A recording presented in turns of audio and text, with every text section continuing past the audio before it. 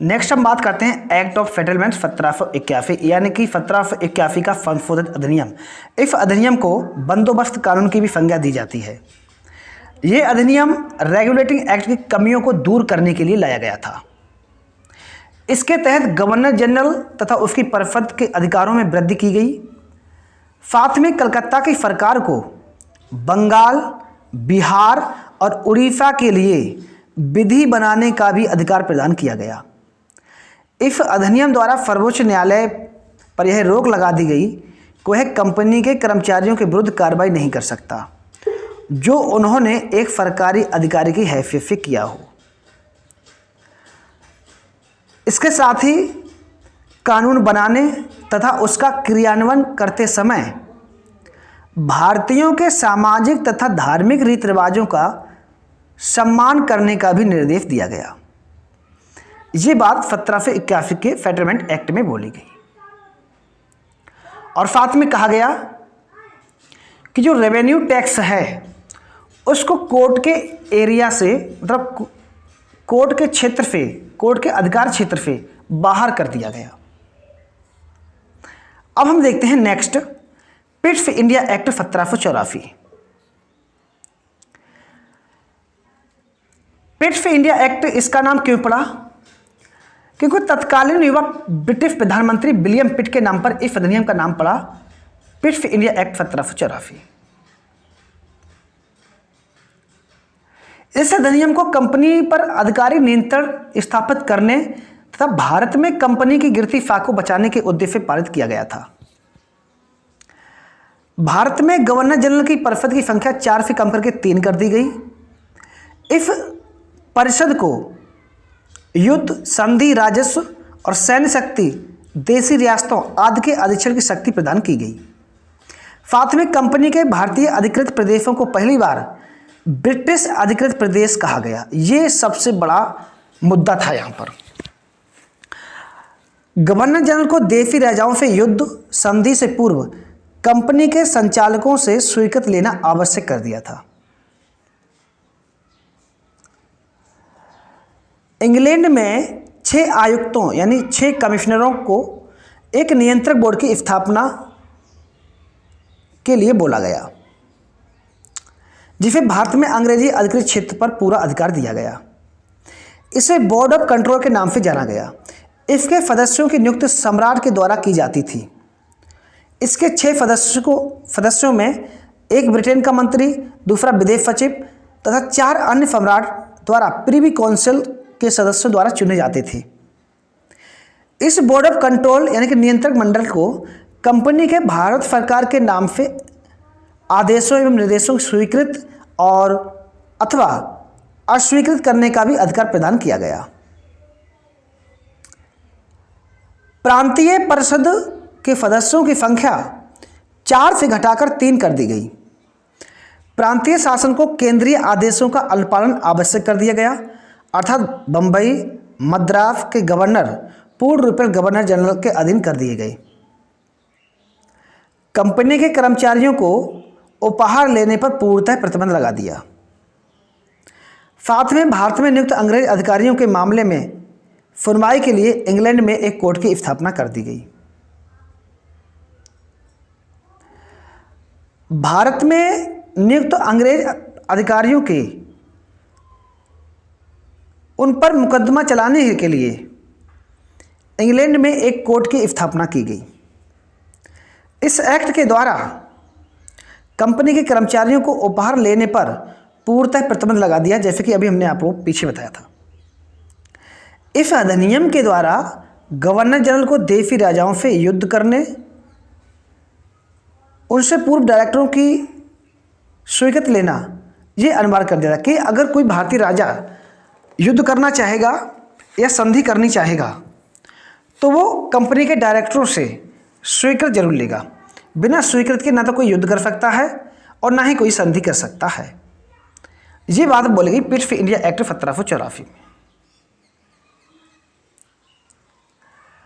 इसके साथ ही इस एक्ट की सबसे बड़ी जो विशेषता थी कि अंग्रेजों ने अपने व्यापारिक कार्य और राजनीतिक कार्य पृथक पृथक कर लिए थे। जो व्यापारिक कार्य थे और जो राजनीतिक कार्य थे, पॉलिटिकल वर्क और बिजनेस वर्क, इनको पृथक पृथक कर दिया था, अलग अलग कर दिया था। व्यापारिक कार्य जो है बोर्ड ऑफ डायरेक्टर के हाथ सौंप दिया कि व्यापारिक कार्यों को बोर्ड ऑफ डायरेक्टर देखेगा, और जो पॉलिटिकल वर्क थे, जो राजनीतिक कार्य थे, उनको बोर्ड ऑफ कंट्रोल देखेगा। ये बात बोल दी गई पिट इंडिया एक्ट 1784 में। इसके बाद नेक्स्ट जो एक्ट आता है वो है 1786 का एक्ट।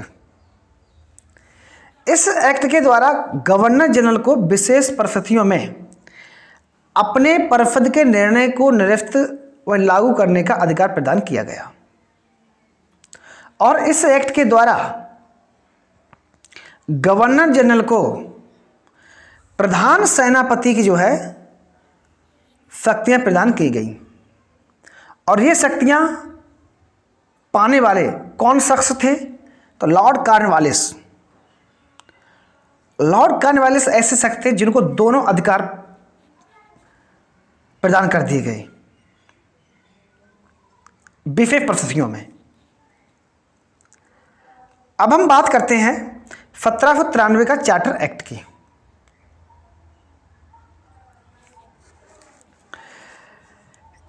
इस अधिनियम के माध्यम से कंपनी के अधिकारों को 20 वर्ष के लिए बढ़ा दिया गया। कितने वर्ष के लिए बेटा? 20 ईयर्स के लिए बढ़ा दिया गया। और जो नियंत्रक मंडल के सदस्य को भारतीय राजस्व से वेतन देने की व्यवस्था कर दी गई। आपसे यहां से पूछ सकता है कि भारतीय राजस्व से कंपनी के कर्मचारियों को वेतन देने की जो व्यवस्था की गई थी वो किस एक्ट के तहत की गई? तो 1793 के चार्टर एक्ट के तहत की गई। ब्रिटिश भारतीय क्षेत्रों में लिखित विधियों द्वारा प्रशासन की नींव रखी गई। सभी कानूनों और नियमों की व्याख्या का अधिकार न्यायालय को प्रदान किया गया। अब नेक्स्ट हम देखते हैं 1813 का राजलेख, यानी 1813 का राजपत्र। इसकी खास विशेषताएं क्या हैं? कंपनी के एकाधिकार को समाप्त करने और ईसाई मिशनरियों द्वारा भारत में धार्मिक सुविधाओं की मांग, लॉर्ड वेल्जली की भारत में आक्रामक नीति तथा कंपनी की शोचनीय आर्थिक स्थिति के कारण 1813 के चार्टर अधिनियम को ब्रिटिश संसद के द्वारा पारित किया गया। इस अधिनियम की प्रमुख बातें निम्न प्रकार हैं। कंपनी का भारतीय व्यापार का एकाधिकार समाप्त कर दिया गया था। चीन से व्यापार और चाय के व्यापार को छोड़कर ईसाई मिशनरियों को भारत में धर्म प्रचार की अनुमति दे दी गई। ये दोनों बड़ी बातें आप लोग याद रखोगे। जो कंपनी के एकाधिकार थे उनमें चीन के साथ व्यापार और चाय के व्यापार को छोड़कर पूरा का पूरा समाप्त कर दिया गया। साथ में ईसाई मिशनरीज थे, उनको भारत में धर्म प्रचार करने की आज्ञा दे दी गई। किस राजलेख के द्वारा? 1813 के राजलेख द्वारा। और इस अधिनियम की जो सबसे बड़ी बात थी वो ये थी कि भारतीयों के लिए उनके एजुकेशन पर 1 लाख रुपए खर्च करने का जो है प्रतिवर्ष बजट बनाया कि भारतीयों की शिक्षा पर 1 लाख रुपए हम प्रतिवर्ष खर्च करेंगे। कंपनी को अगले 20 वर्षों के लिए भारतीय प्रदेशों तथा राजस्व पर नियंत्रण का अधिकार दे दिया गया। नियंत्रण बोर्ड की शक्ति को प्रभावित किया गया और उसका विस्तार भी कर दिया गया। इसके बाद हम देखते हैं 1833 का राजलेख। 1813 के अधिनियम के बाद भारत में कंपनी के साम्राज्य में काफी वृद्धि हुई। महाराष्ट्र, मध्य प्रदेश, पंजाब, सिंध, ग्वालियर, इंदौर आदि पर अंग्रेजों का प्रभुत्व स्थापित हो गया। इसी प्रभुत्व को स्थायित्व प्रदान करने के लिए 1833 का चार्टर अधिनियम पारित किया गया। इसकी निम्न बातें इस प्रकार हैं। कंपनी के चाय एवं चीन के साथ व्यापार के एकाधिकार को भी समाप्त कर दिया गया। देखो 1813 के चार्टर एक्ट में चीन के साथ व्यापार और चाय के एकाधिकार को कंपनी के अंडर में बना रखा, लेकिन जैसे ही 1833 का राजलेख पारित किया वैसे चीन के साथ व्यापार और चाय के व्यापार को भी समाप्त कर दिया गया और उसे पूर्णतः प्रशासनिक और राजनीतिक संस्था बना दिया गया। बंगाल के गवर्नर जनरल को संपूर्ण भारत का गवर्नर जनरल घोषित कर दिया गया। किस एक्ट में? 1833 के राजलेख में। यह इस अधिनियम की सबसे बड़ी बात थी। संपूर्ण भारत का गवर्नर जनरल कौन था उस टाइम पर? कौन बनाया गया? तो लॉर्ड विलियम बेंटिंक को बनाया गया। याद रखिएगा, लॉर्ड विलियम बेंटिंक को 1833 के राजलेख में संपूर्ण भारत का क्या बना दिया गया? गवर्नर जनरल घोषित कर दिया गया। भारत के प्रदेशों पर कंपनी के सैनिक तथा असैनिक शासन के निरीक्षण पर उन पर नियंत्रण का अधिकार भारत के गवर्नर जनरल को दे दिया गया। भारत के गवर्नर जनरल की परिषद द्वारा पारित कानूनों को अधिनियम की संज्ञा दे दी गई। किसकी संज्ञा बेटा दे देगी? अधिनियम की संज्ञा दे दी गई।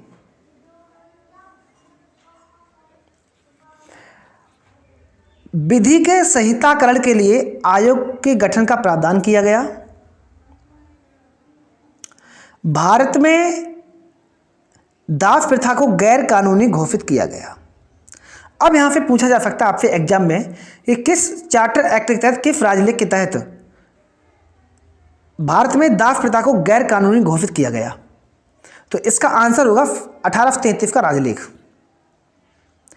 फलस्वरूप 1843 में दास प्रथा को पूर्णतः समाप्त करने की घोषणा की गई। क्योंकि उस टाइम पे आपको पता होना चाहिए कि जो अंग्रेज कंपनी थी, जो ब्रिटिश ईस्ट इंडिया कंपनी थी, वो भारतीयों पर बुरी तरह से उनको शोषण करती थी, उन पर अत्याचार करती थी, उन पर कोड़े बरसाती थी और उनको मतलब जबरदस्ती उन पर बर्क लेती थी जो है।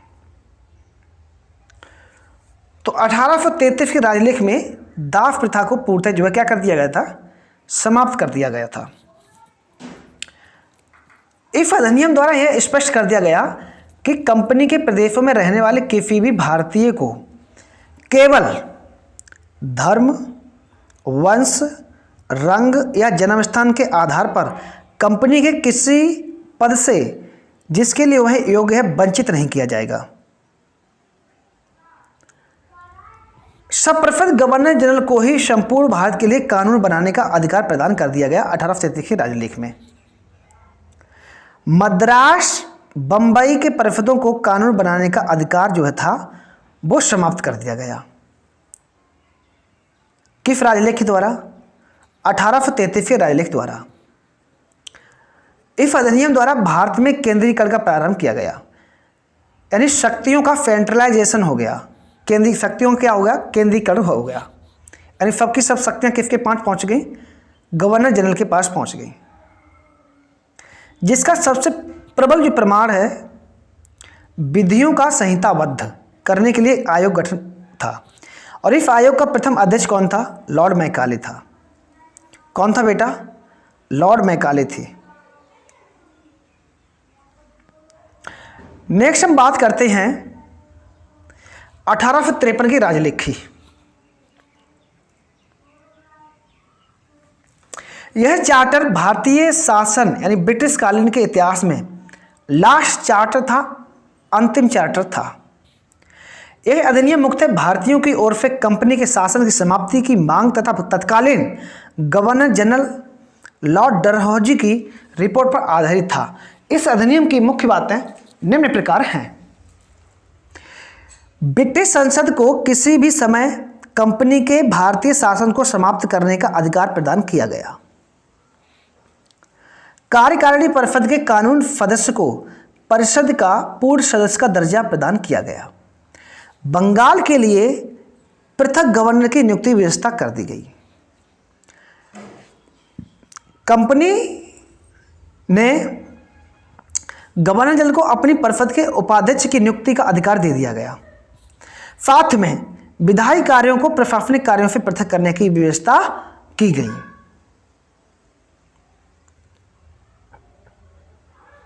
निदेशक मंडल में सदस्यों की संख्या 24 से घटाकर 18 कर दी गई।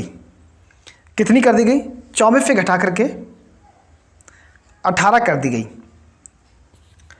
कंपनी के कर्मचारियों की नियुक्ति के लिए प्रतियोगी परीक्षा की व्यवस्था की गई। अब पूछा जा सकता है आपसे क्वेश्चन में, एग्जाम में, कि किस चार्टर एक्ट के द्वारा कंपनी के कर्मचारियों की नियुक्ति के लिए प्रतियोगी परीक्षा प्रारंभ की या कंपटीशन एग्जाम स्टार्ट किया? तो 1853 के राजलेखी द्वारा। भारतीय विधि आयोग की रिपोर्ट पर विचार करने के लिए इंग्लैंड में विधि आयोग के गठन का प्रावधान किया गया। किस राजलेख में? 1853 के राजलेख में।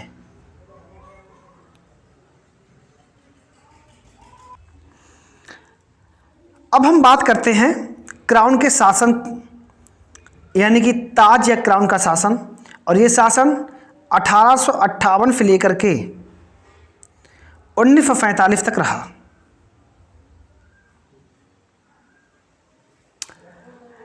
ईस्ट इंडिया कंपनी के लिए 1857 का विद्रोह एक बड़ा झटका था और ब्रिटेन सरकार कंपनी के तौर तरीकों से खुश नहीं थी। ईस्ट इंडिया कंपनी का इतना घाटा बढ़ गया था कि ब्रिटिश सरकार ने इंडिया पर खुद राज करने का फैसला किया और 2 अगस्त 1858 को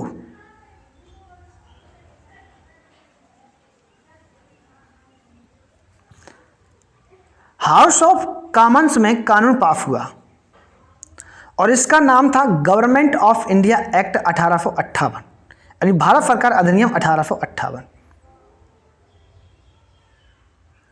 1 नवंबर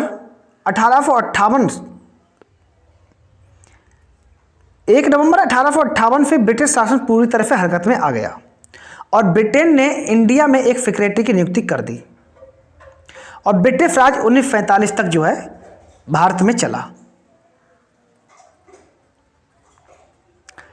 लॉर्ड पामस्टन ने 12 फरवरी 1818 ईस्वी को भारत में दोहरे शासन के दोषों को दूर करने के लिए एक विधेयक संसद के सम्मुख प्रस्तुत किया था, किंतु कुछ कारणों से पामस्टन को त्यागपत्र देना पड़ा और इसके पश्चात लॉर्ड डर्बी प्रधानमंत्री बने। उनके काल में प्रस्तुत विधेयक 2 अगस्त 1858 ईस्वी को महारानी विक्टोरिया के हस्ताक्षर के बाद पारित हो गया। यह भारत शासन अधिनियम 1858 कहलाया, जैसे कि अभी हमने आप लोगों को ज्ञात कराया। अब इस अधिनियम की प्रमुख विशेषताएं क्या थी जानते हैं। इस कानून के द्वारा भारत का शासन कंपनी के हाथों से ले लिया गया और उसको ब्रिटिश ताज के अधीन कर दिया गया। यह कार्य महारानी विक्टोरिया की एक राजकोषीय घोषणा के द्वारा किया गया, जिसे लॉर्ड कैनी ने इलाहाबाद में 1 नवंबर 1858 को घोषित किया गया था। अब भारत का शासन ब्रिटिश सामग्री की ओर से राज्य सचिव को चलाना था, जिसकी सहायता के लिए 15 सदस्यीय भारत परिषद का गठन किया गया था। अब भारत के शासन से संबंधित सभी कानूनों एवं कार्रवाइयों पर भारत सचिव की स्वीकृति अनिवार्य कर दी गई। इसके साथ ही भारत के गवर्नर जनरल का नाम वायसराय कर दिया गया, यानी क्राउन का प्रतिनिधि। उससे भारत सचिव की आज्ञा के अनुसार कार्य करने के लिए बाध्य किया गया।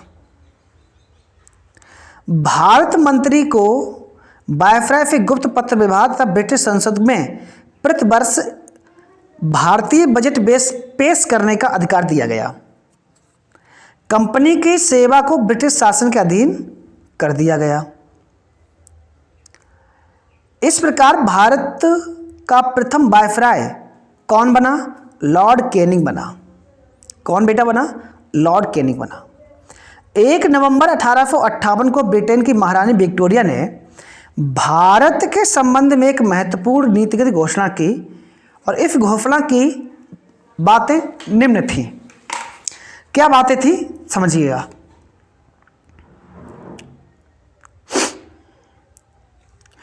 भारतीय प्रजा को साम्राज्य के अन्य भागों में रहने वाली ब्रिटिश प्रजा के समान माना जाएगा। ठीक। भारतीय लोगों के साथ लोक सेवाओं में अपनी शिक्षा, योग्यता तथा विश्वसनीयता के आधार पर स्वतंत्र एवं निष्पक्ष भर्ती में भेदभाव नहीं किया जाएगा। भारत के लोगों के भौतिक एवं नैतिक उन्नति के प्रयास किए जाएंगे। ये बात महारानी विक्टोरिया ने बोली। अब हम देखते हैं भारत परिषद अधिनियम 1861 को। 1861 के अधिनियम द्वारा भारत में संवैधानिक विकास का सूत्रपात किया गया। इस कानून द्वारा अंग्रेजों ने ऐसी नीति प्रारंभ की जिसे सहयोग की नीति या उदार निरंकुशता की संज्ञा से अभिहित किया जाता है, क्योंकि इसके माध्यम से सर्वप्रथम भारतीयों को शासन में भागीदार बनाने का प्रयत्न किया गया। इस अधिनियम की मुख्य बातें निम्न प्रकार हैं। पहला पॉइंट हम देखते हैं यहाँ पर, गवर्नर जनरल को विधायी कार्यों हेतु नए प्रांत के निर्माण का तथा नवनिर्मित प्रांत में गवर्नर या लेफ्टिनेंट गवर्नर को नियुक्ति करने का अधिकार प्रदान किया गया। उसे किसी प्रांत या प्रेसिडेंस या अन्य किसी क्षेत्र को अविभाजित करने अथवा उसकी सीमा में परिवर्तन करने का भी साथ में अधिकार दे दिया गया। इसके बाद हम नेक्स्ट पॉइंट की चर्चा करते हैं। गवर्नर जनरल को विधायी कार्यों हेतु नए प्रांत के निर्माण तथा नवनिर्माण प्रांत में गवर्नर या लेफ्टिनेंट गवर्नर की नियुक्ति का अधिकार दिया गया। साथ में कार्यकारी सदस्यों की संख्या 4 से बढ़ाकर 5 कर दी गई और 5वें सदस्य को विद्वता होना अनिवार्य कर दिया गया कि जो 5वां सदस्य होगा वो कानून का ज्ञाता होगा, यानी विद्वता होगा। केंद्रीय सरकार को सार्वजनिक ऋण, वित्त, मुद्रा, डाक, तार एवं धर्म के संबंध में प्रांतीय सरकार से अधिक अधिकार प्रदान किया गया। गवर्नर जनरल को अपनी परिषद में 6 से 12 सदस्यों की वृद्धि करने का अधिकार दिया गया, जो सभी मनोनीत थे। इनमें से कम आधे सदस्यों का गैर सरकारी होना आवश्यक था और उनका कार्यकाल जो रखा गया वो 2 वर्ष का रखा गया। अब हम बात करते हैं नेक्स्ट आगे। इस अधिनियम में वायसराय की परिषद में अधिक सुविधा से कार्य करने के लिए नियम बनाने की अनुमति दे दी गई, जिसके आधार पर वायसराय लॉर्ड कैनिंग ने भारत में विभागीय प्रणाली की शुरुआत की।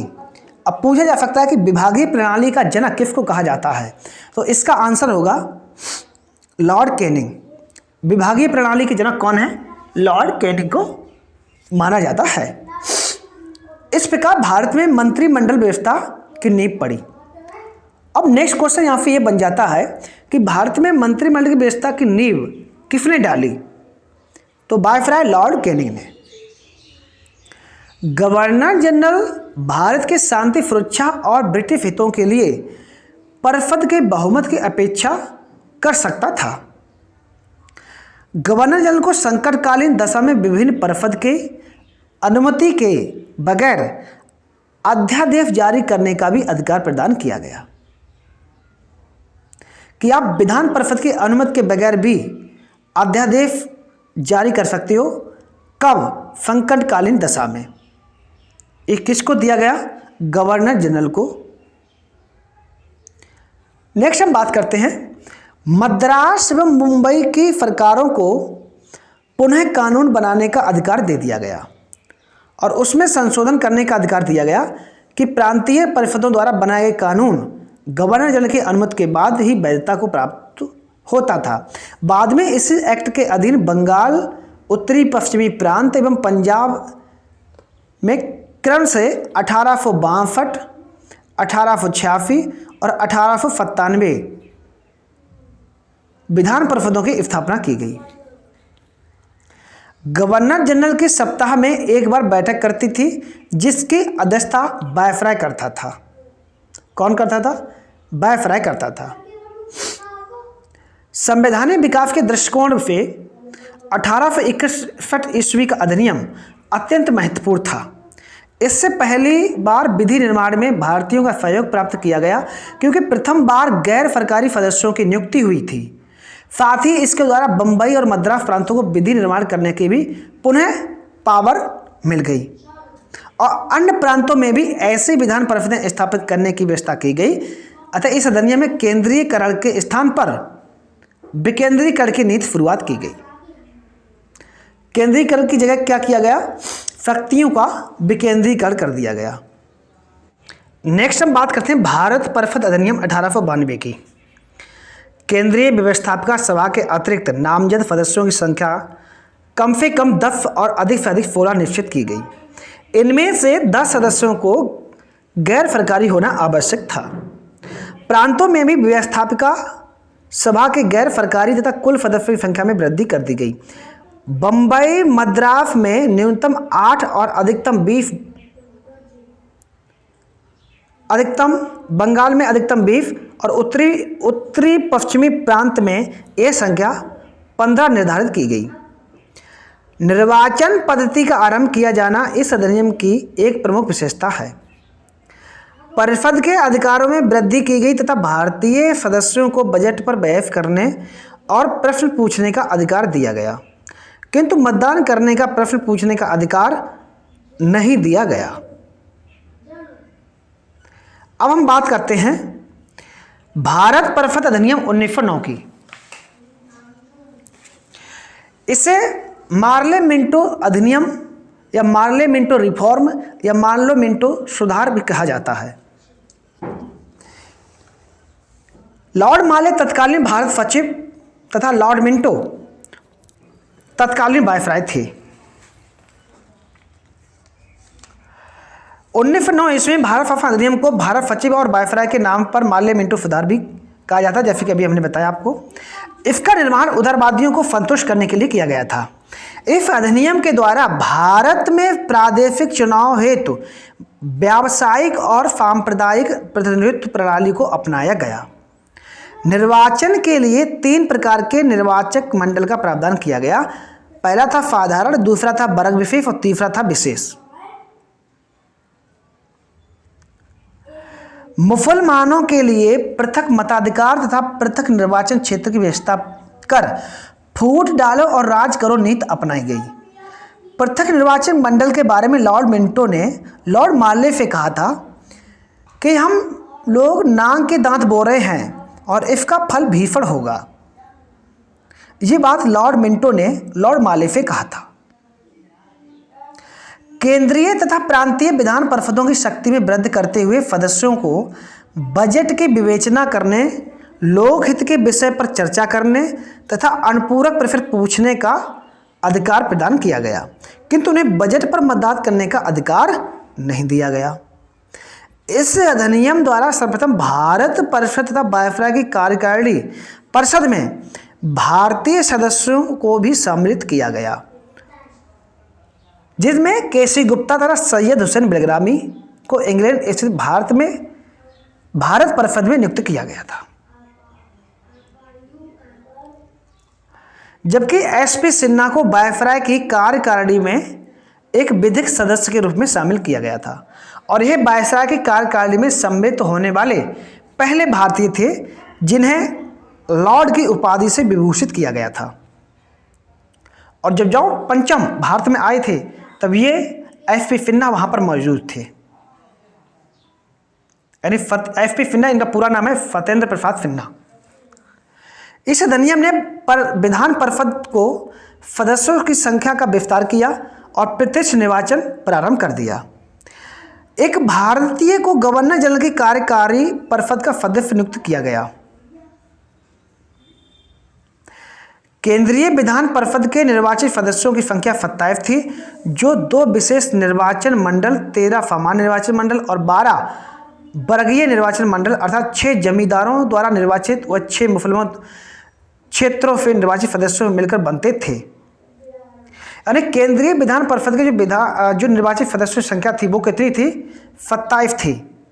और ये 27 लोग कहाँ से आते थे? 2 विशेष निर्वाचन मंडल, 13 सामान्य निर्वाचन मंडल और 12 वर्गीय निर्वाचन मंडल। यानी कि जो 12 वर्गीय निर्वाचन मंडल थे उनमें भी 6 जमींदार थे और 6 मुस्लिम क्षेत्रों से निर्वाचित सदस्य मिलकर जो है एक पूरा का पूरा केंद्रीय विधान परिषद बनता था। फतेंद्र प्रसाद सिन्हा गवर्नर जनरल की कार्यकारी परिषद में सदस्य नियुक्त होने वाले प्रथम भारतीय थे। ये लाइन बहुत ही अच्छे से आप लोग याद रख लीजिएगा कि गवर्नर जनरल की कार्यकारी परिषद में सदस्य नियुक्त होने वाले प्रथम भारतीय कौन थे। तो इसका आंसर होगा एसपी सिन्हा, यानी कि फतेंद्र प्रसाद सिन्हा। पृथक निर्वाचन मंडल के सिद्धांत का प्रारंभ किया गया और लॉर्ड मिंटो को सांप्रदायिक निर्वाचन मंडल का पिता कहा गया। 1909 ईस्वी के भारत शासन अधिनियम का निर्माण उदारवादियों को संतुष्ट करने के लिए और पृथक निर्वाचन मंडल के सिद्धांत द्वारा मुस्लिमों को राष्ट्रीय आंदोलन से अलग करने के लिए कहा गया। अब हम बात करते हैं भारत परिषद अधिनियम 1919 की। इसे मॉन्टेग्यू चेम्सफोर्ड सुधार भी कहा जाता है। क्या कहा जाता है? मॉन्टेग्यू चेम्सफोर्ड सुधार। इस अधिनियम में सर्वप्रथम उत्तरदायी शासन शब्द का स्पष्ट प्रयोग किया गया। किस शब्द का सर्वप्रथम उल्लेख किया गया? उत्तरदायी शासन शब्द का। आपसे पूछा जा सकता है एग्जाम में किस शब्द का प्रयोग, यानी कि उत्तरदायी शासन शब्द का प्रयोग किस गवर्नमेंट एक्ट में किया गया था? तो भारत परिषद अधिनियम 1919 के में, यानी कि मॉन्टेग्यू चेम्सफोर्ड सुधार एक्ट 1919 में। 1793 से भारत सचिव का खर्च भारत के राजस्व से दिया जाता था, लेकिन इसमें यह समाप्त कर दिया गया और कहा गया कि जो भारत सचिव का खर्च है ये ब्रिटिश राजस्व से दिया जाएगा। कहाँ से दिया जाएगा? ब्रिटिश राजस्व से दिया जाएगा। भारत परिषद के सदस्यों की संख्या न्यूनतम 8, अधिकतम 12 निश्चित की गई। भारत सचिव की सहायता के लिए सर्वप्रथम एक हाई कमिश्नर की नियुक्ति की गई। इस अधिनियम द्वारा पहली बार प्रत्यक्ष चुनाव प्रणाली अपनाई गई। महिलाओं को अभी मताधिकार दिया गया, मतलब कि महिलाओं को भी मताधिकार दिया गया कि महिलाएं भी अपना जो है राजनीति में भाग ले सकती हैं और अपने मत का प्रयोग कर सकती हैं। सांप्रदायिक आधार पर निर्वाचन प्रणाली का विस्तार करते हुए इसे सिख, ईसाई और आंग्ल भारतीय और यूरोपियों को भी लागू कर दिया गया। कहने का मतलब ये है, इसको हम समझेंगे अभी एक फ्रेम में। इस अधिनियम में सर्वप्रथम ये हो गया था पूरी लाइन। इसके बाद इसको देखते हैं। इस अधिनियम के द्वारा सर्वप्रथम केंद्र में द्विसदनात्मक विधायिका स्थापित की गई, अर्थात केंद्रीय विधान परिषद का स्थान राज्य परिषद तथा विधानसभा वाले द्विसदनात्मक विधानमंडल ने ले लिया। राज्य परिषद के सदस्यों की संख्या 60 थी, जिसमें 34 निर्वाचित सदस्य नामांकित होते थे और उनका कार्यकाल जो रहता था वो 5 वर्ष का था। केंद्रीय विधानसभा में 145 सदस्य थे और एनसीईआरटी में 144 दे रखे हैं, तो आप एनसीईआरटी को मानो। 144 जिसमें से 14 निर्वाचित तथा शेष नामांकित होते थे। उनका कार्यकाल 3 वर्ष का था। दोनों की शक्तियां समान थी, किंतु बजट पर स्वीकृति प्रदान करने का अधिकार सिर्फ और सिर्फ विधानसभा को ही था। 1919 ईस्वी के एक्ट की मुख्य विशेषता प्रांतों में द्वैध शासन की स्थापना थी। 1 अप्रैल 1921 ईस्वी से द्वैध शासन बंगाल, मद्रास, मुंबई, उत्तर प्रदेश, पंजाब, बिहार, उड़ीसा, मध्य प्रदेश और असम में आरंभ किया गया। 1923 में बर्मा में विधान परिषद और 1932 ईस्वी में जब उत्तरी पश्चिमी सीमा प्रांत की स्थापना हुई तब भी उसे द्वैध शासन में शामिल किया गया। द्वैध शासन के जन्मदाता लियोनेल कार्टिफ थे। इन्होंने अपनी पुस्तक डायरकी में द्वैध शासन का जो है उल्लेख किया था, वर्णन किया था। आपसे पूछा जा सकता है कि द्वैध शासन के जन्मदाता किसको माना जाता है, तो इसका आंसर क्या होगा? लियोनिल कार्टेस। याद रखिएगा आप लोग, लियोनिल कार्टेस। इनकी पुस्तक डायरची में वर्णन देखने को मिलता है।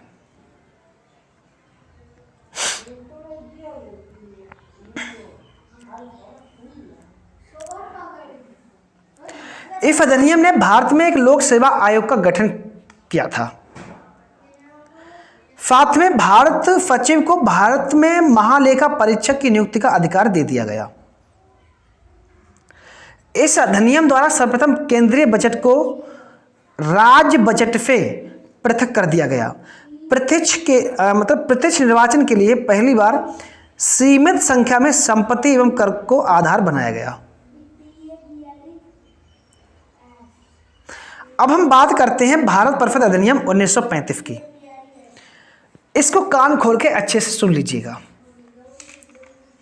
क्योंकि संवैधानिक विकास में ये अब तक का सबसे ज़्यादा हम लोगों ने जो भी पढ़ा है उसमें सबसे ज़्यादा इम्पॉर्टेंट जो फैक्ट है वो भारत शासन अधिनियम 1935 से ही है।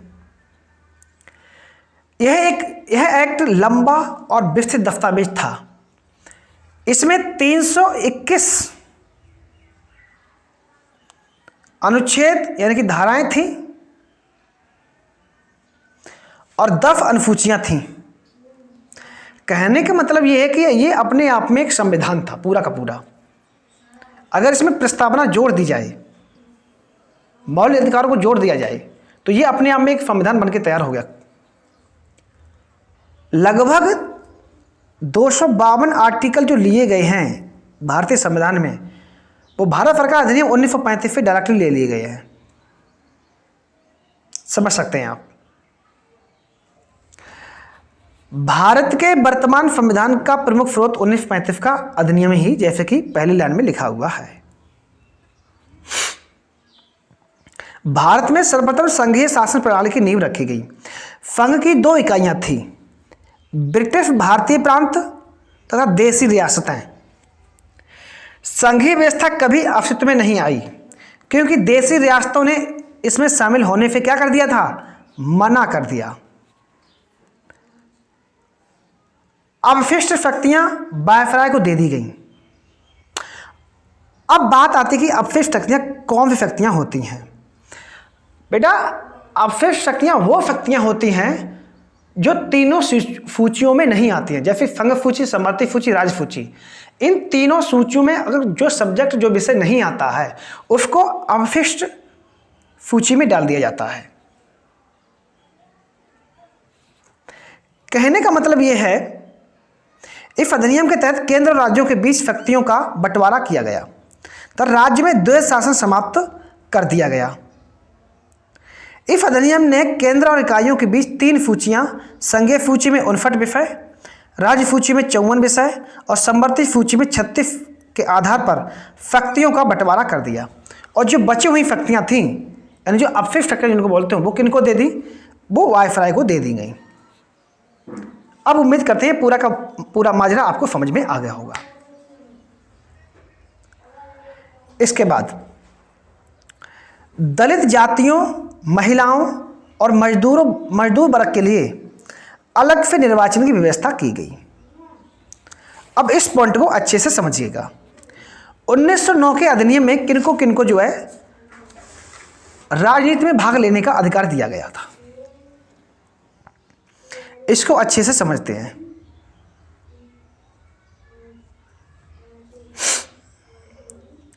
सांप्रदायिक निर्वाचन प्रणाली।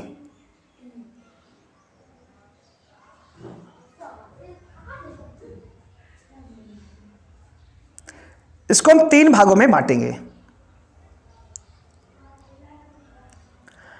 1909, 1919 और 1935 का एक्ट।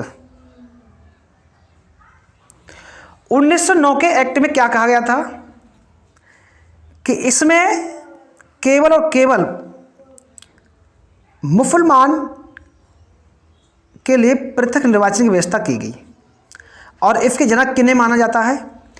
लॉर्ड मिंटो द्वितीय को माना जाता है। 1919 के एक्ट में सांप्रदायिक निर्वाचन प्रणाली 4 भागों में बांट दी गई, यानी 4 संप्रदायों में बांट दी गई। पंजाब में सिख,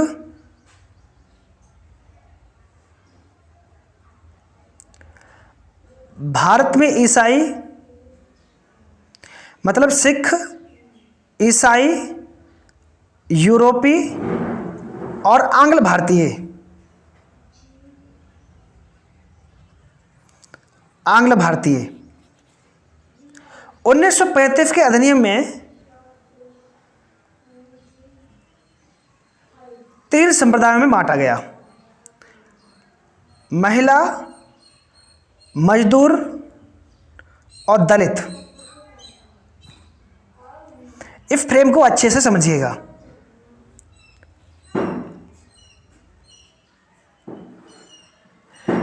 यानी कि सांप्रदायिकता को वैधानिकता प्रदान किसने की? सबसे पहले लॉर्ड मिंटो को।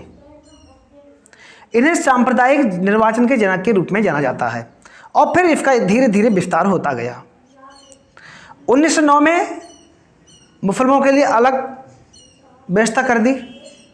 इसके बाद 1919 में 4 संप्रदायों, यानी पंजाब में सिख, ईसाई, यूरोपी और आंग्लों के लिए। और 1935 के एक्ट में महिलाओं, मजदूरों और दलितों के लिए अलग निर्वाचन की व्यवस्था कर दी गई। तो ये फिर समझ में आया। यानी कि 1909 के एक्ट में लॉर्ड मिंटो द्वितीय ने मुसलमानों के लिए निर्वाचन की अलग व्यवस्था कर दी। और 1919 के एक्ट में 4 संप्रदायों को अलग कर दिया गया, निर्वाचन की अलग व्यवस्था कर दी गई। पंजाब में सिख, भारत में ईसाइयों, यूरोपी और आंग्ल भारतीय। सिख, ईसाई, यूरोपी, आंग्ल भारतीय, इन चारों को याद रखो। और 1935 के एक्ट में महिलाओं, मजदूरों और दलित जातियों, इनके लिए निर्वाचन की अलग व्यवस्था कर दी। इसने भारत शासन अधिनियम 1858 द्वारा स्थापित भारत सचिव की परिषद को समाप्त कर दिया और मताधिकार का विस्तार हुआ लगभग 10% जनसंख्या पर, यानी कि 10 लाख पर एक प्रतिनिधि चुना जाएगा। देश की मुद्रा और साख पर नियंत्रण के लिए भारतीय रिजर्व बैंक की स्थापना की गई। तो आरबीआई की स्थापना जो आप याद करते हो कि 1935 में की गई थी, वो इसी एक्ट के तहत की गई थी, भारत सरकार अधिनियम 1935 के तहत। भारत शासन अधिनियम 1935 के प्रावधानों के अनुरूप 1935 में बर्मा को अलग कर दिया गया। बर्मा जो आज म्यांमार के नाम से जाना जाता है, जहां पर अभी हाल ही में जो है सत्ता पलट हुई है। संघ लोक सेवा आयोग, प्रांतीय सेवा आयोग तथा 2 या 2 से अधिक राज्यों के लिए संयुक्त सेवा आयोग की स्थापना की गई। इसके तहत 1937 में संघीय न्यायालय की भी स्थापना कर दी गई। तो 1935 का जो भारत शासन अधिनियम है, ये संविधान की दृष्टि से बहुत ही ज़्यादा इम्पॉर्टेंट एक्ट है। ये अपने आप में एक बहुत ही विस्तृत दस्तावेज है, एक लंबा दस्तावेज है, जिसमें हमने आपको बताया था कि इसमें 321 धाराएं हैं और अनुसूचियां कितनी बताई थी हमने आपको? 10। और भारतीय संविधान में 395 अनुच्छेद हैं और अनुसूचियां कितनी हैं? 12 हैं।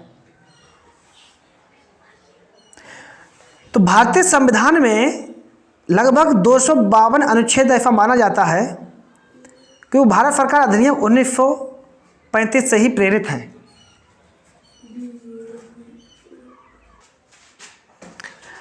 अब इसके बाद हम बात करते हैं भारतीय स्वतंत्रता अधिनियम 1947 की।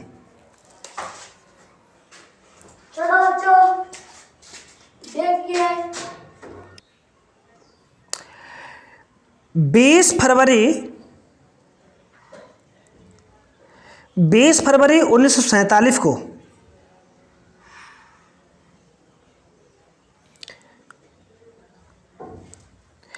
20 फरवरी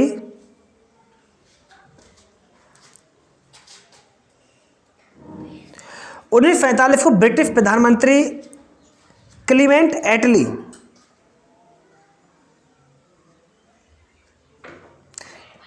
एटली इन्होंने घोषणा की कि 30 जून 1945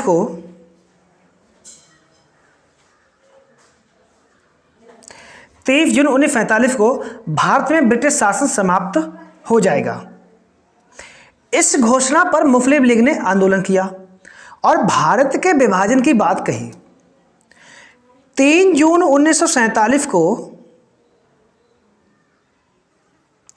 ब्रिटिश सरकार ने फिर से स्पष्ट किया कि 1946 में गठित संविधान सभा द्वारा बनाया गया संविधान उन क्षेत्रों में लागू नहीं होगा जो इसे स्वीकार नहीं करेंगे। उसी दिन 3 जून 1947 को लॉर्ड माउंटबेटन ने विभाजन की योजना पेश की, जिसे माउंटबेटन योजना कहा गया। दोनों पक्षों ने इसको स्वीकार कर लिया। जो मुस्लिम लीग थी और भारत के लोग थे, उन्होंने इसको स्वीकार कर लिया। मुस्लिम लीग दो देशों की बात करता था कि भारत में जो लोग भारत में रहना चाहते हैं वो भारत में रहें, और जो मतलब कि हमको एक मतलब कि मुसलमानों के लिए कहने का मतलब ये है कि अलग हमें देश चाहिए एक, ये मुस्लिम लीग की डिमांड थी। अधिनियम की मुख्य विशेषताएं क्या थी? इसने भारत में ब्रिटिश राज समाप्त कर 15 अगस्त 1947 को इसे स्वतंत्र और संप्रभु राष्ट्र घोषित कर दिया। इसने भारत का विभाजन कर 2 स्वतंत्र डोमिनियन संप्रभु राष्ट्र भारत और पाकिस्तान का सृजन किया, जिन्हें ब्रिटिश राष्ट्रमंडल से अलग होने की पूर्णतः स्वतंत्रता थी। इसने वायसराय का पद समाप्त कर दिया और उसके स्थान पर दोनों डोमिनियन राज्यों में गवर्नर जनरल का पद का सृजन किया गया, जिसकी नियुक्ति नए राष्ट्र की कैबिनेट की सिफारिश पर ब्रिटेन की महारानी, और इस पर ब्रिटेन की सरकार का कोई भी नियंत्रण नहीं था। इस कानून ने ब्रिटेन में भारत सचिव के पद को क्या कर दिया था? फिनिश कर दिया, समाप्त कर दिया, और इसकी सभी शक्तियां राष्ट्रमंडल मामलों के राज्य सचिव के स्थानांतर यानी ट्रांसफर कर दी गई। इसने शाही उपाधि से भारत का सम्राट शब्द समाप्त कर दिया। अब इस अधिनियम की महत्वपूर्ण बातें क्या हैं, इंपॉर्टेंट फैक्ट क्या है? मुगल बादशाह शाह आलम ने 1764 में बक्सर की लड़ाई में विजय प्राप्त करने के बाद ईस्ट इंडिया कंपनी को भारत में दीवानी अधिकार दिए थे। इसे ब्रिटिश संसद में तत्कालीन प्रधानमंत्री विलियम पिट द्वारा पुनः स्थापित किया गया। बजट की व्यवस्था भारत में ब्रिटिश द्वारा 1860 में किया गया। ये आप लोग याद रखिएगा, ये अलग से हम कुछ पॉइंट बता रहे हैं आप लोगों को। यानी बजट की व्यवस्था भारत में सर्वप्रथम कब की गई थी? 1860 में। भारतीय स्वतंत्रता अध्यादेश की ब्रिटिश संसद ने 4 जुलाई 1947 को पेश किया गया और 18 जुलाई 1947 को इसे राजशाही की संसद मिली और यह अधिनियम 15 अगस्त 1947 से लागू हुआ। अब हम बात करते हैं संविधान सभा की। किसकी बात करते हैं? संविधान सभा की बात करते हैं, कॉन्स्टिट्यूएंट असेंबली की बात करते हैं। अब यहां पे आप लोग ध्यान से पढ़िएगा, समझिएगा चीजों को अच्छे से। संविधान सभा के विचार का प्रतिपादन सर्वप्रथम इंग्लैंड के समानतावादियों और हेनरी मैन ने किया था। ये पॉइंट आप लोग अच्छे से नोट कर लीजिएगा, इंपॉर्टेंट पॉइंट है।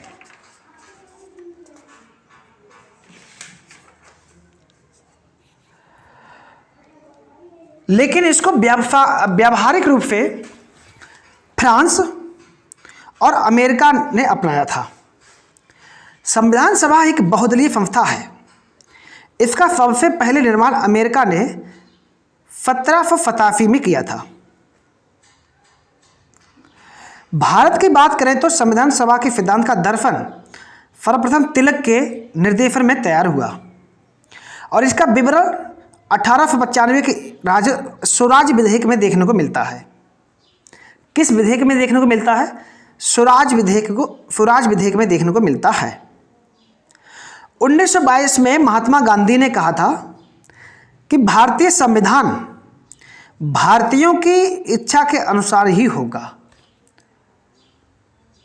उनके खिलाफ नहीं बनेगा, उनकी इच्छा के अनुसार ही होगा, जिसमें भारत में रहने वाले सभी लोगों का भला हो सके, सबको समान न्याय मिल सके। 1924 में पंडित मोतीलाल नेहरू ने ब्रिटिश सरकार के सम्मुख संविधान सभा के निर्माण की मांग प्रस्तुत की, लेकिन औपचारिक रूप से संविधान सभा के विचार का प्रतिपादन किया, लेकिन मूर्त रूप 1939 में पंडित नेहरू ने दिया। संविधान सभा के रखने की मांग जो है तेज हो गई, और जब कैबिनेट मिशन भारत आया 1946 में, तब उसने इसे स्वीकारा। और इसके संबंध में ऑस्टिन ने कहा, संविधान सभा कांग्रेस थी और कांग्रेस भारत थी। अंततः 6 दिसंबर 1946 को संविधान सभा को स्थापित कर दिया गया। अगर आपसे एग्जाम में क्वेश्चन पूछा जाता है कि संविधान सभा को कब स्थापित किया गया, तो इसका आंसर होगा 9 दिसंबर 1946। अब ये क्यों होगा? क्योंकि 9 दिसंबर 1946 को संविधान सभा के अस्थायी अध्यक्ष डॉक्टर सच्चिदानंद सिन्हा ने प्रथम बैठक की। तभी से माना जाता है कि संविधान सभा की स्थापना 9 दिसंबर 1946 को ही हुई थी। लेकिन फाउंडेड कब हुआ था? अगर ऑप्शन में 9 दिसंबर 1946 नहीं है तो ऑप्शन में दे रखा होगा 6 दिसंबर 1946। अगर दोनों दे रखे हैं तो 9 दिसंबर 1946 को आप क्लिक करेंगे, क्योंकि यही आयोग ने माना है। यहां तक क्लियर है? अब बात करते हैं नेक्स्ट जो संविधान सभा को सेटअप किया गया था 6 दिसंबर 1946 को। 6 दिसंबर 1946 को, एक सेकेंड,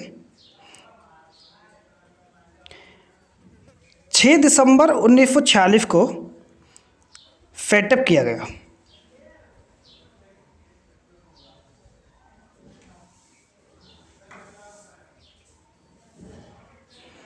ठीक है, और इसकी पहली बैठक हुई थी 9 दिसंबर 1946 को, जिसके अस्थायी अध्यक्ष बनाए गए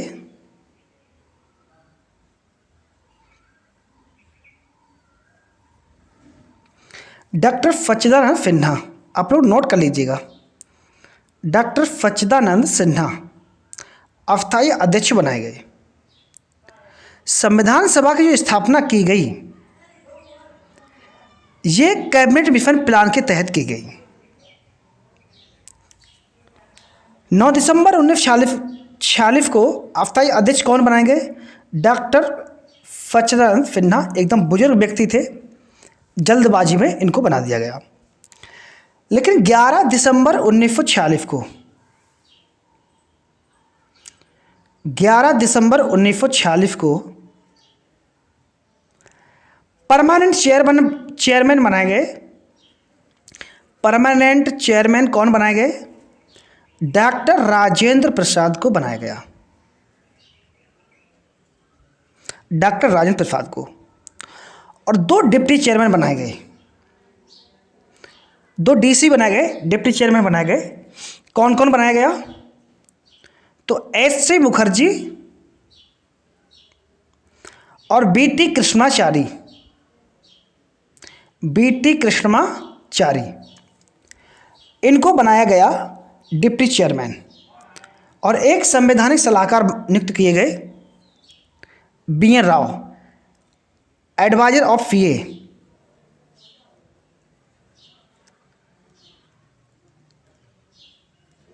बी.एन. राव को, इनको संविधान सभा का सलाहकार नियुक्त किया गया। इसके 2 दिन के बाद, यानी कि 13 दिसंबर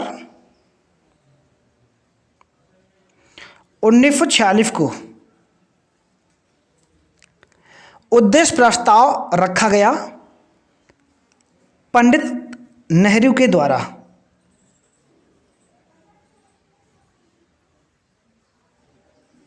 पंडित नेहरू के द्वारा, यानी ऑब्जेक्टिव रेजोल्यूशन इंट्रोड्यूस इन सीए पीटी नेहरू। 22 जनवरी 1947 को 22 जनवरी 1947 को उद्देश्य प्रस्ताव को संविधान सभा द्वारा एक्सेप्ट किया गया।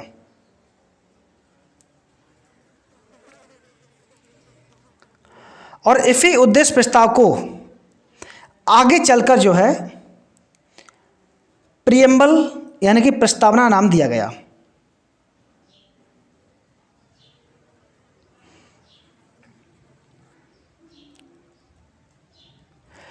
जानकारी के लिए आप लोगों को बता दें कि जुलाई 1946 में कैबिनेट मिशन योजना के अनुसार संविधान सभा के लिए चुनाव कराए गए और इसमें कहा गया था कि 10 लाख की जनसंख्या पर एक प्रतिनिधि जनता द्वारा चुना जाएगा, जिसमें 389 संविधान सभा का चुनाव करेंगे, अब वो भी अप्रत्यक्ष रूप से।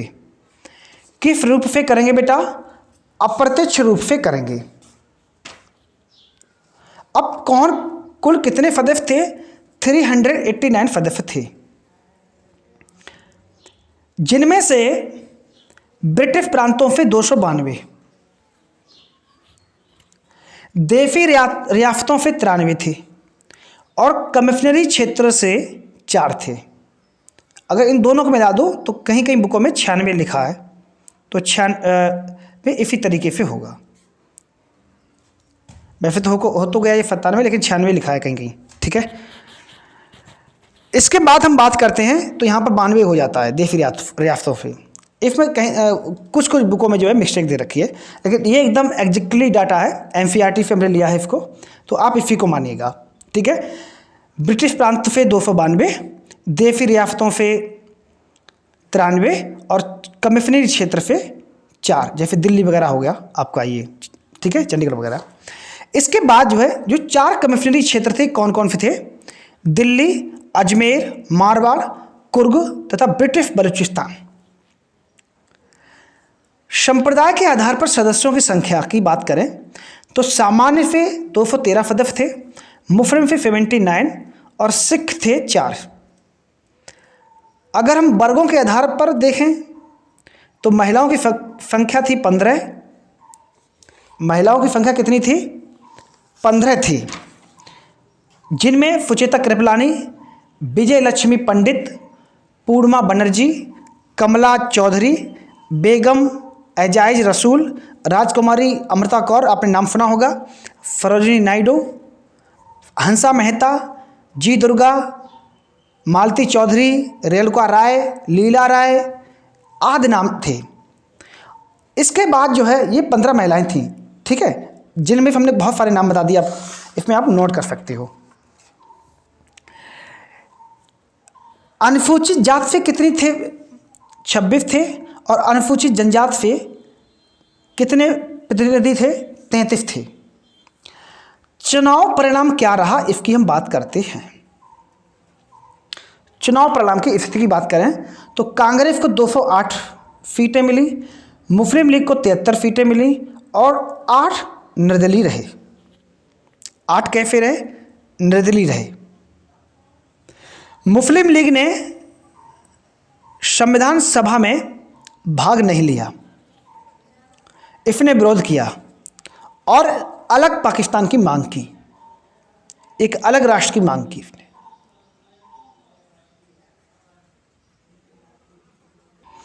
अब नेक्स्ट बात करते हैं संविधान सभा के कार्य क्या थे। संविधान तैयार करना, अधिनियमित कानूनों को निर्णय लेने की प्रक्रिया में शामिल किया गया। 22 जुलाई 1947 को संविधान सभा द्वारा राष्ट्रीय ध्वज को अपनाया गया। अगर आपसे पूछा जाता है कि राष्ट्रीय झंडा कब अपनाया गया, राष्ट्रगान कब अपनाया गया, राष्ट्रगीत को कब मान्यता मिली, राष्ट्रीय चिन्ह को कब मान्यता मिली, राष्ट्रीय पक्षी को कब मान्यता मिली, राष्ट्रीय पशु को कब मान्यता मिली। तो राष्ट्रीय झंडा को मान्यता मिली 22 जनवरी 1950 को। आप लोग नोट कर लीजिएगा बेटा, 22 जनवरी 1950 को।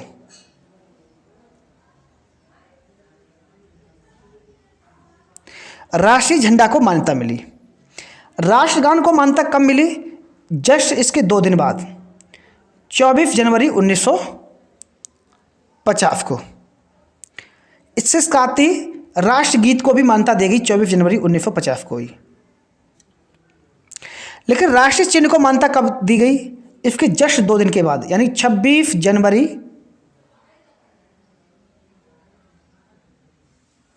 1950 को।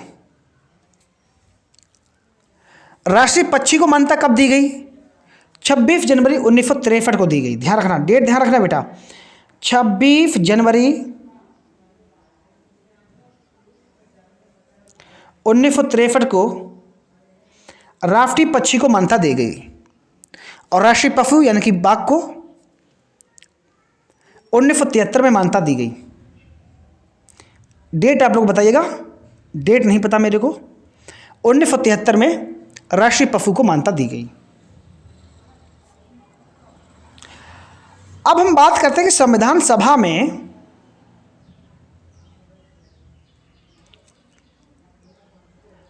कुल कितने अधिवेशन हुए, कुल कितनी बैठकें हुई और कितने दिन तक इस पर विचार विमर्श चला।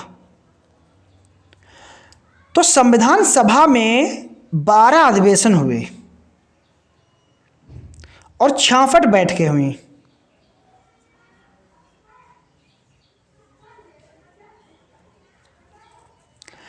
संविधान सभा पर 114 दिन तक विचार विमर्श चला।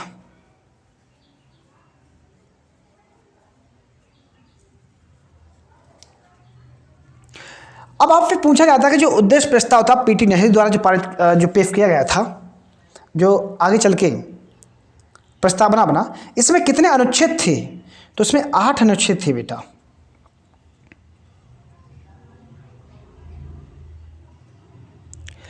अब आपको इसमें यह ध्यान रखना है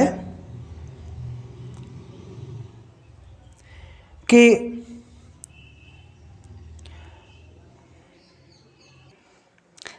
संविधान सभा में जो प्रथम वाचन हुआ वो 4 नवंबर से लेकर के 9 नवंबर 1948 तक हुआ और दूसरा वाचन 15 नवंबर 1948 ईस्वी को प्रारंभ हुआ और 17 अक्टूबर 1949 ईस्वी तक चला।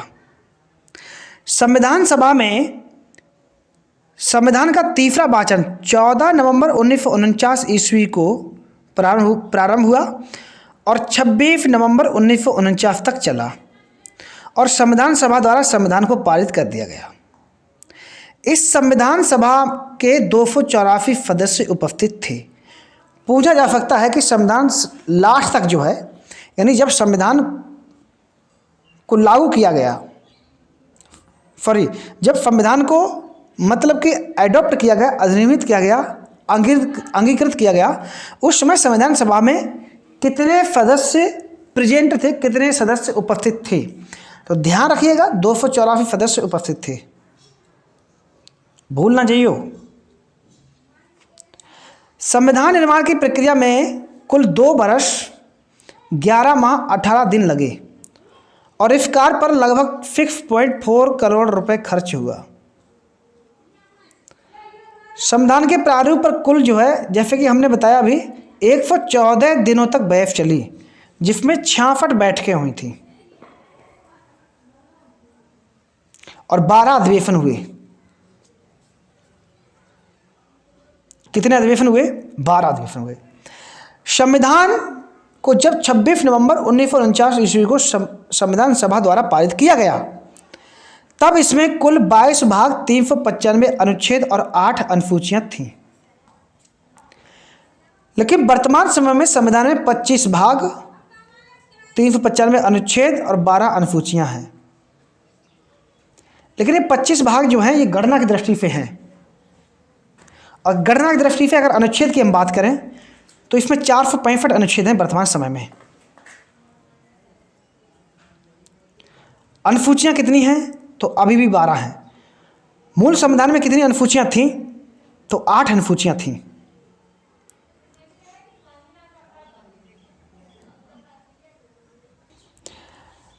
इसके बाद क्या हुआ, संविधान के कुछ अनुच्छेदों में, जैसे 15 अनुच्छेद थे, 26 नवंबर 1949 को ही इनको लागू कर दिया गया और फेस को 26 जनवरी 1950 को लागू किया गया। इनमें कौन कौन से अनुच्छेद थे? जैसे अनुच्छेद 5, अनुच्छेद 6, अनुच्छेद 7, 8, 9, 60, 324, 366, 367, 372, 380, 388, 391, 392 तथा 393 अनुच्छेदों को 26 नवंबर 1949 ईस्वी को ही परिवर्तित कर दिया गया, यानी कि लागू कर दिया गया, और शेष को 26 जनवरी 1950 को लागू किया गया। संविधान सभा की अंतिम बैठक 24 जनवरी 1950 को हुई और उसी दिन संविधान सभा के द्वारा डॉक्टर राजेंद्र प्रसाद को भारत का प्रथम राष्ट्रपति चुना गया। कैबिनेट मिशन के सदस्य sir Stafford Cripps, lord Pethick Lawrence तथा एबी अलेक्जेंडर थे। ये आपको विशेष तौर पर ध्यान रखना है।